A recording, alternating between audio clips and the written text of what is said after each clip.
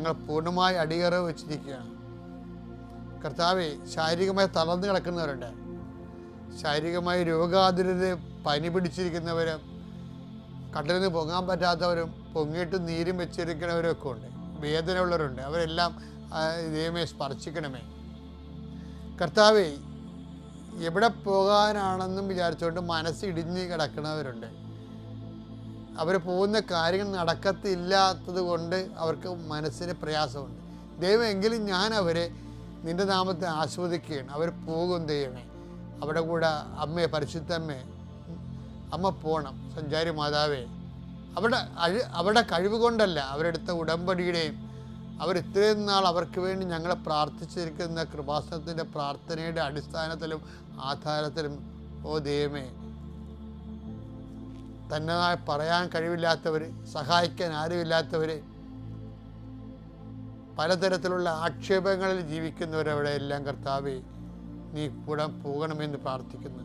ഈശോയെ,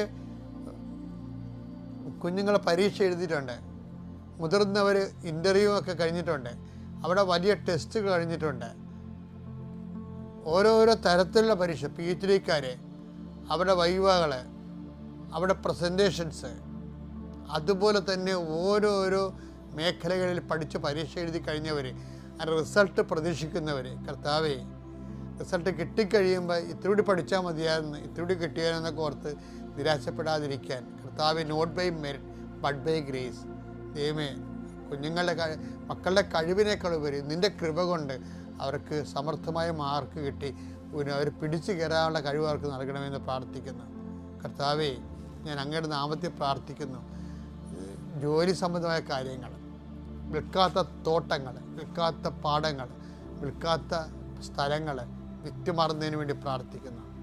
ഈശോയെ, പലതരത്തിലുള്ള ജീവിത ദുരിതങ്ങൾ, ഓരോരോ ഉദ്യമങ്ങൾ, സംരംഭങ്ങൾക്ക് വേണ്ടി വീട്ടിൽ നിന്ന് ഇറങ്ങിപ്പോകുന്നവർ, കമ്പോളങ്ങൾ നടത്താൻ പോകുന്നവർ, നഷ്ടപ്പെട്ട ജോലി തിരിച്ചു കിട്ടാൻ വേണ്ടി പ്രാർത്ഥിക്കുന്നവർ, അതുപോലെ തന്നെ വ്യാപാര വ്യവസായങ്ങൾ, പുതുതായിട്ട് സംരംഭം ആരംഭിക്കാൻ പോകുന്നവർ, എല്ലാവരെയും ഈശോയുടെ നാമത്തിൽ ആശീർവദിക്കുന്നു.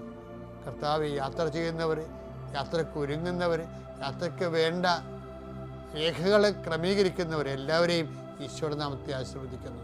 എൻ്റെ കർത്താവിൻ്റെ ഉന്നതമായ നാമത്തിൽ ആരെങ്കിലും എൻ്റെ കാര്യം അച്ഛൻ പറഞ്ഞില്ലല്ലോ എന്നോർത്ത് വിഷമിക്കുന്നുണ്ടെങ്കിൽ തീർച്ചയായിട്ടും ദൈവപൈതലെ 7 ദിവസത്തിനുള്ളിൽ നിൻ്റെ വിഷയത്തിന് മേൽ തീരുമാനം ഉണ്ടാകും.